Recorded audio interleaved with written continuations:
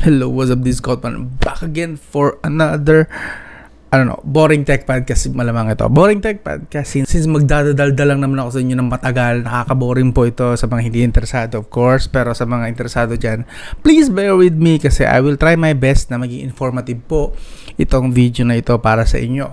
Okay, and maybe helpful na rin sa tamang taong makikinig. So anyway, dito tayo sa pinost ko last August 4. Pero ngayong buwan lang din. Lazada at Shopee nagiging pugad na ng fake sellers. Baka naman pwedeng actionan nyo na po yan.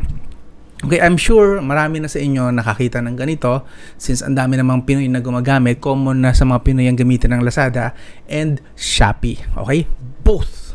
Yun lang muna ang target natin. Pero I'm sure marami ding iba pang mga online platform dyan na ginagawa ito. Pero focus tayo sa mga higante muna kasi sa kanila dapat mag-start to eh. Sa kanila dapat mag-umpisa itong solusyon ng mga nangyayari itong puro fake scams ng mga products. Okay? So, bakit ko pinost to? So, sunod-sunod po kasi nakita ko ng mga post. Okay? Before ko pinost to and then after ko pinost to, marami pa rin ako nababasa na talaga ang dami na nagrereklamo sa kanila. And binabalita na nga sila. And I kept digging. Actually, 2020 pa may nagsalita na pala dyan eh. So ito, tulad dito. December 18, 2020, nagsalita na po rito si Senator Raffy Tulfo na yun, matigas pa ang ulo ng Shopee at Lazada. Continue pa rin po ang pagbebenta ng mga fake ng mga gamot, fake ng mga merchandise, wala silang pakialam. Ang pakialam lang po ng Shopee at Lazada is kumita ng kumita. Wala silang proper, wala silang proper screening. They should ask reseller, yung DTI, to make sure na registered yung reseller, na allowed yung reseller na magbenta ng produktong yon. Okay?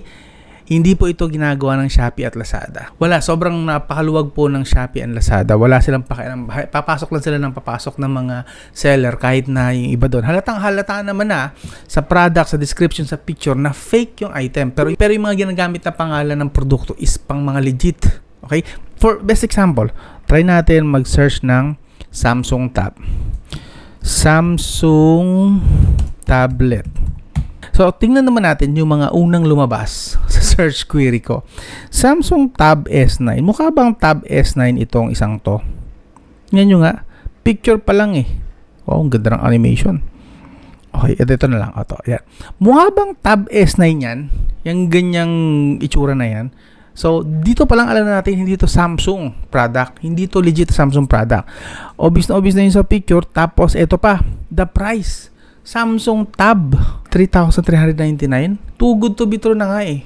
Pero wala. Anong ginagawa ni Lazada, ni Shopee? Ito kay Shopee to. Anong ginagawa ni Shopee? Wala. Hinahayaan niya mag-exist ito. Okay? Antindi.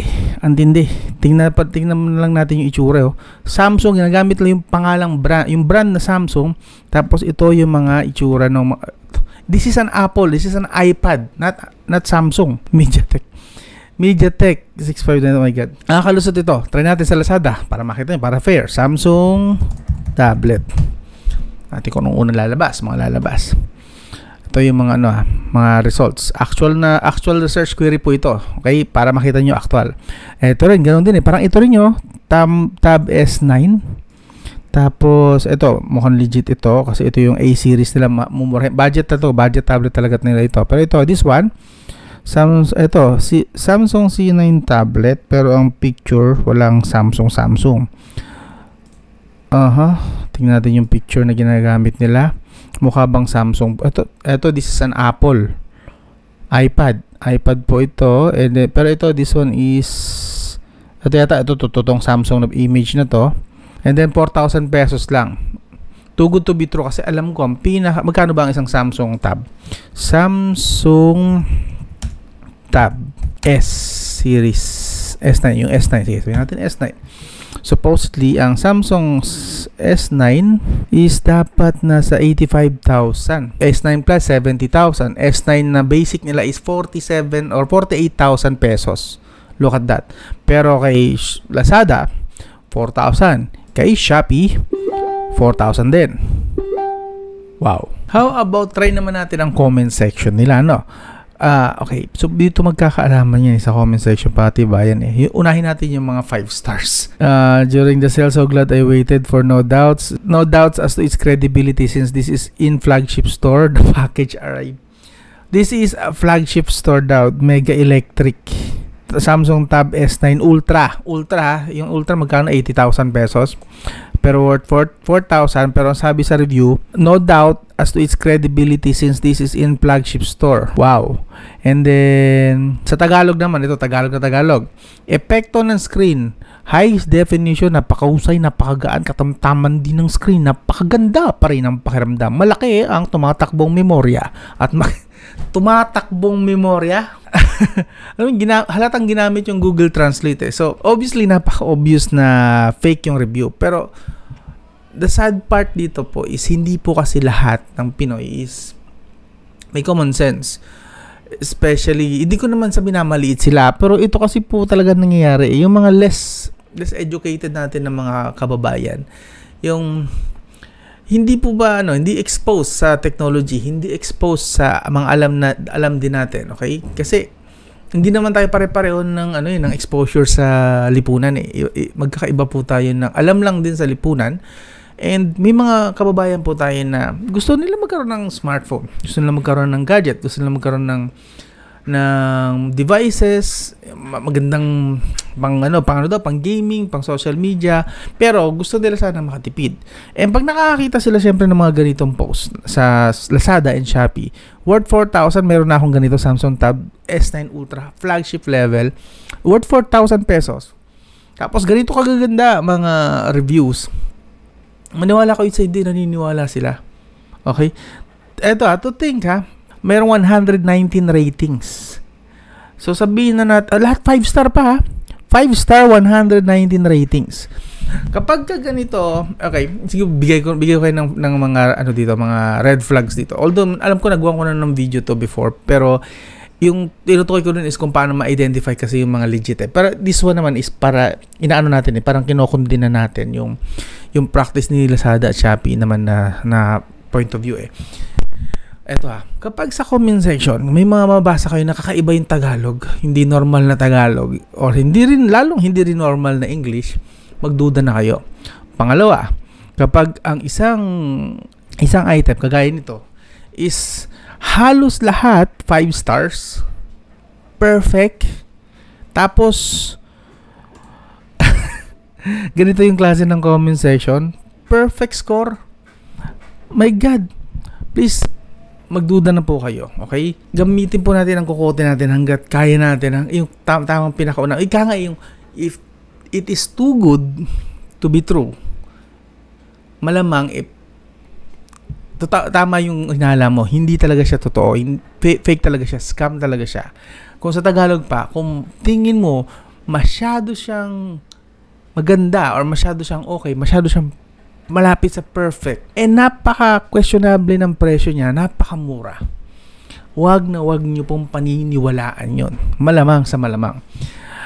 Ito pa, may mga isa pa silang scam actually na leading din sa sa Lazada and Shopee. Itong mga ito yan Ito. Si Technofile na alam ko isang tech website din to and tech FB page.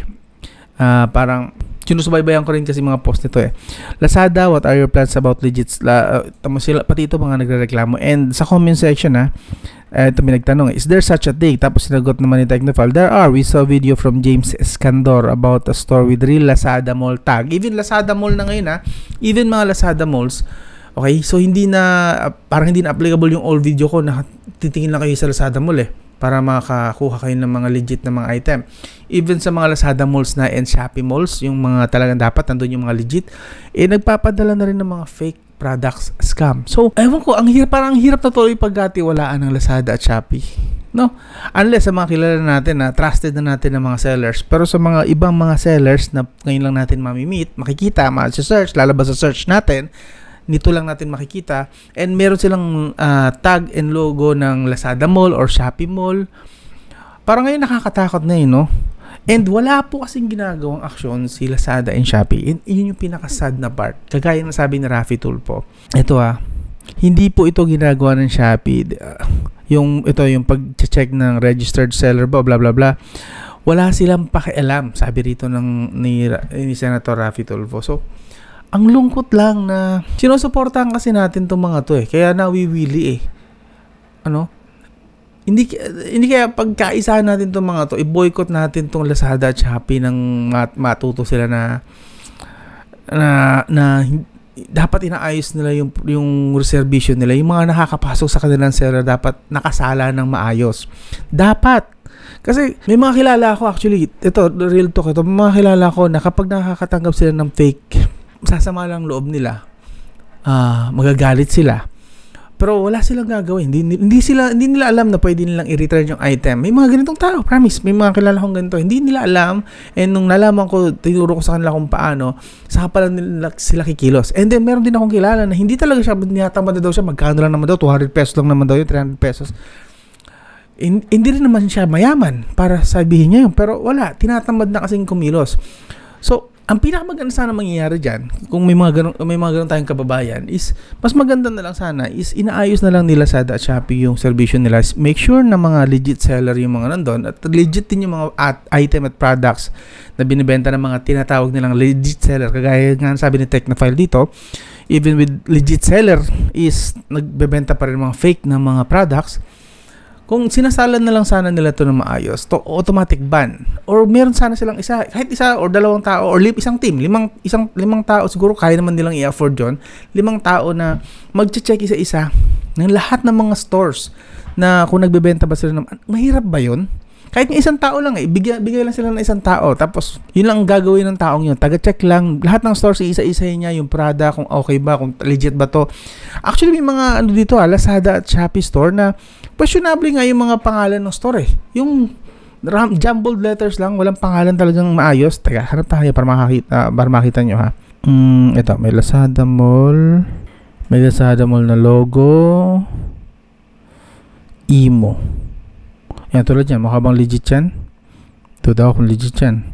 Tapos, almost perfect din, May mangilan-ngilan na 8. Ito yung mga totoong reviewer. Yan, ito pa, i-recommend ko pala sa inyo, Idadagdag ko lang to. Kasi kanina, nakita natin for a perfect review. Mas maganda ngayon, currently, pinaka-best na titingnan nyo. Unang titingnan nyo is yung mga 3, 2, and 1 star review. Okay? Huwag kayong dumiretso agad sa 4 and 5 stars. Okay? Especially 5 stars. Checkin nyo, unang titingnan nyo kung mayroong mga 3, 2, 1 reviews. 3 stars, 2 stars, 1 star review. Yun yung mga talagang medyo legit kasi may konting sila Andun yung dismaya, andun yung talagang galit kung totoong kung na-scam sila o hindi. So hanggat maaari, kapag mag-check kayo ng mga reviews, both Shopee and Lazada, unahin nyo muna yung mga negatives. Hanapin nyo yung mga 1 star, 2 star, and 3 stars. Okay? And then, kapag kontento na kayo sa 1 star, 2 star, 3 star, akit na kayo ng 4 stars. So, sa 4 stars kasi, nandun yung medyo natuwa siya at medyo may konting dismaya, kaya binawasan niya ng 1 star. So, possible na legit yung review na yun. Pero, the 5 stars review, nakakaduda na ngayon yun sa panahon ngayon, sa totoo lang. Especially kung yung comment section, yung review niya is alanganin sa grammar, ang lalim na Tagalog, so asiwang Tagalog, parang naka-Google Translate. Checkin nyo maigi yung comment section na ngayon, okay? Hindi ko nire-recommend na masyado kayong magtiwala sa Lazada Mall, although yun pa rin talagang takbuhan dapat natin, but base sa mga lumalabas nga is nakakadismaya din kasi Yan, tulad dito, ito pinakagandang example, Nagbebenta siya ng Infinix Note 10 Pro, pero pangalan ng shop, MJQ Wow. So, doon pa lang, di ba?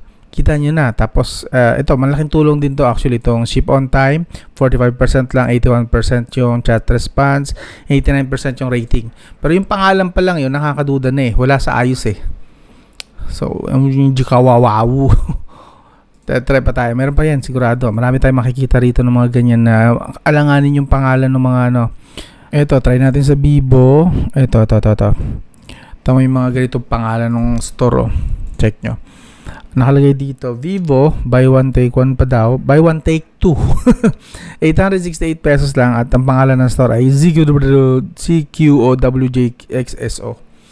So, yung mga ganyang post, mga ganyang pangitain, mga ganyang sign, mga ganyang nakasulat, mga ganyang nababasa nyo. Tapos, the review is, hindi ko talaga akalain na isa pala ako sa mga nanalo sa mobile phone. Ang swerte ko pa naman. Sulit talaga. Wait. Baka lucky draw dito Fingerprint unlock, original. Wala naman nakalagay dito na na draw ito. So, hindi po ito So, pwede manalo daw. Naka-jackpot ako sa tindahan. Super legit. naka-jackpot ako sa tindahan. Scam siya, hindi totoo. Ito totoo.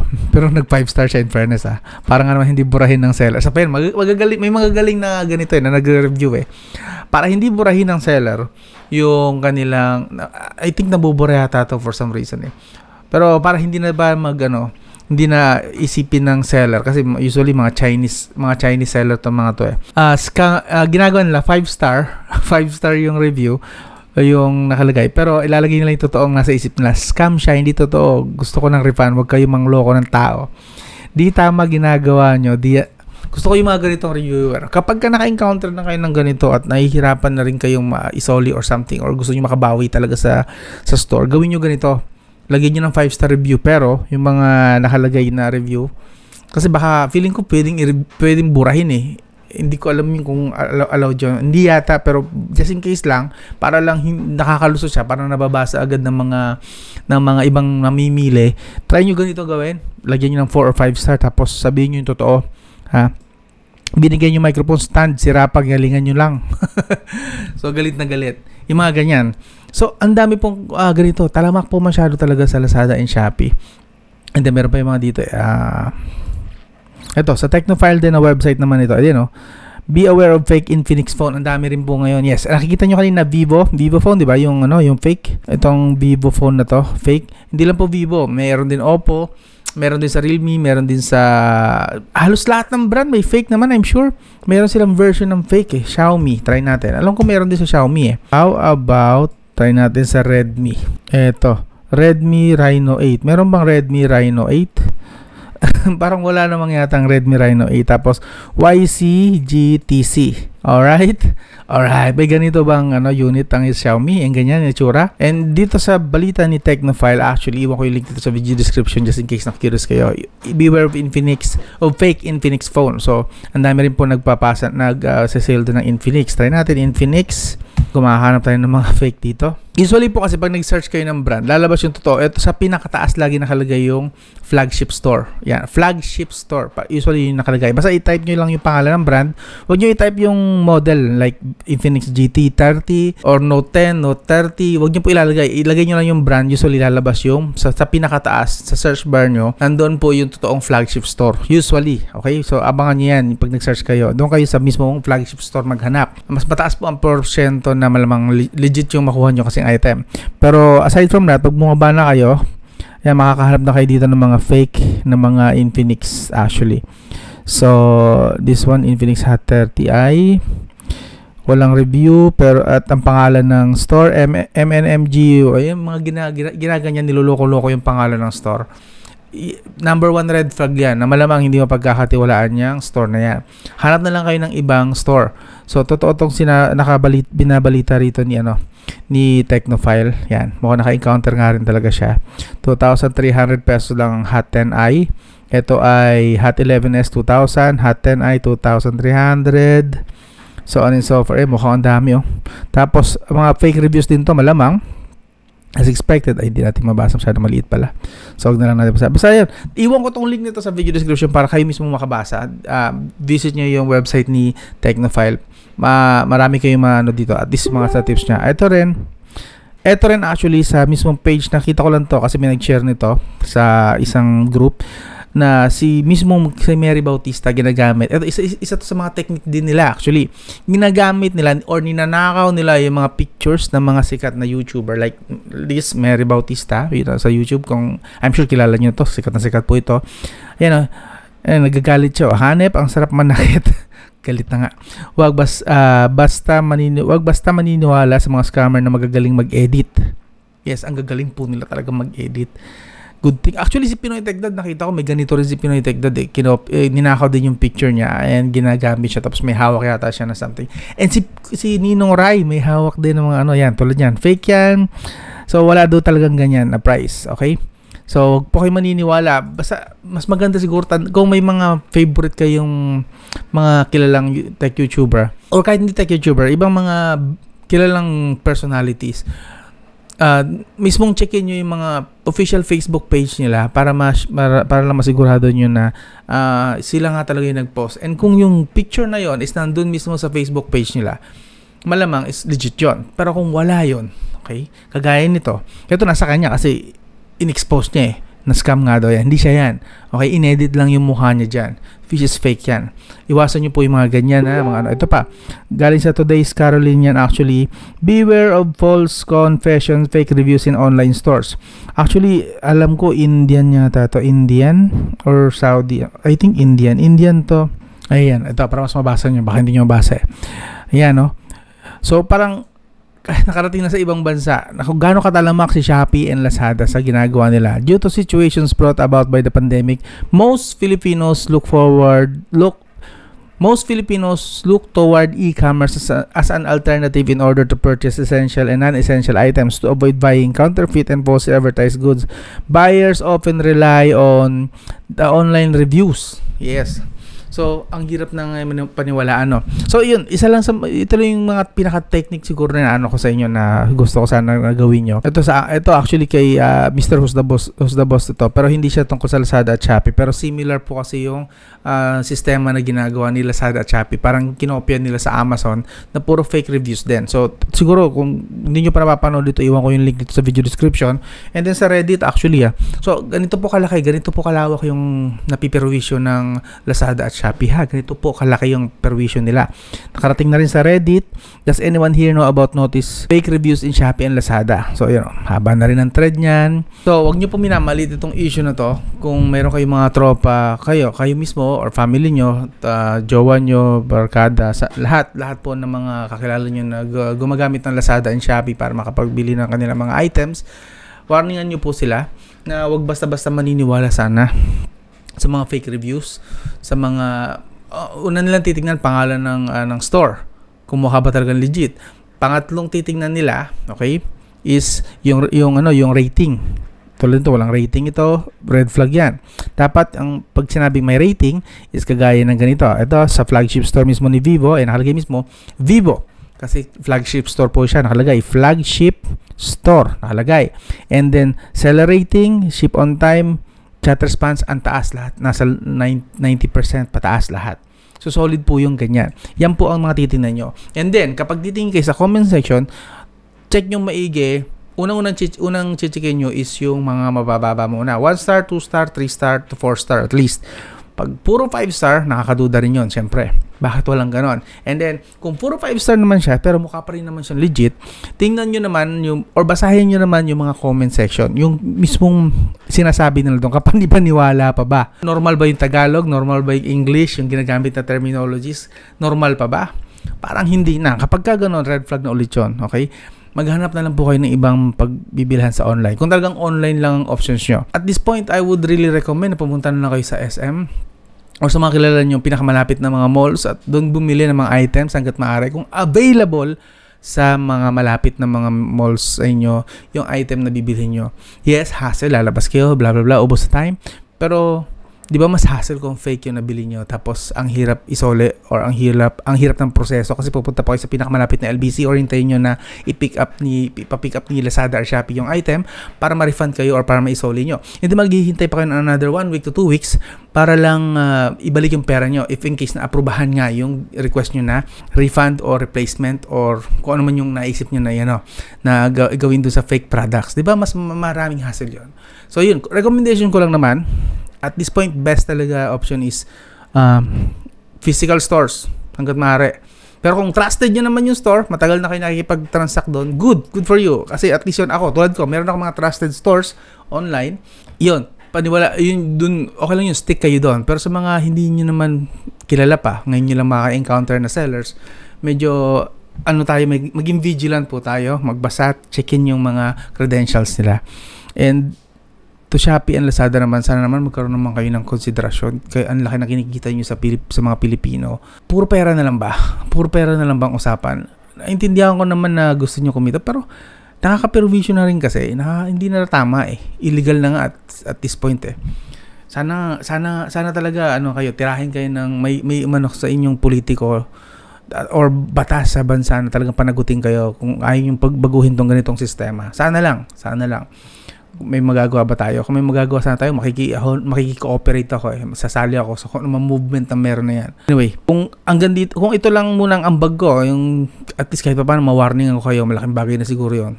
sana maging kayo, mag-ingat po kayo sa mga bibilhin nyo sa Lazada and Shopee, and I hope magkaroon ng ng positive effect ito or something. I don't know. Just sumusuntok lang ako sa buwan, I know, pero I still hope na merong ilan sa inyo na medyo maging helpful ito or informative itong sinasabi ko rito sa video. Itong mga warning ko, mga pinapakita ko sa inyo, mga science. And thank you sa mga ginamit ko mga references kina Technophile, sa page ni Mary Bautista and other websites na ginamit sa Reddit. Yan. Ang ganda na siguro. Masyado na mahaba yung podcast. This is Kotman. Don't forget to subscribe, like, and share. Sa next podcast na lang ulit. I'll talk to you again soon.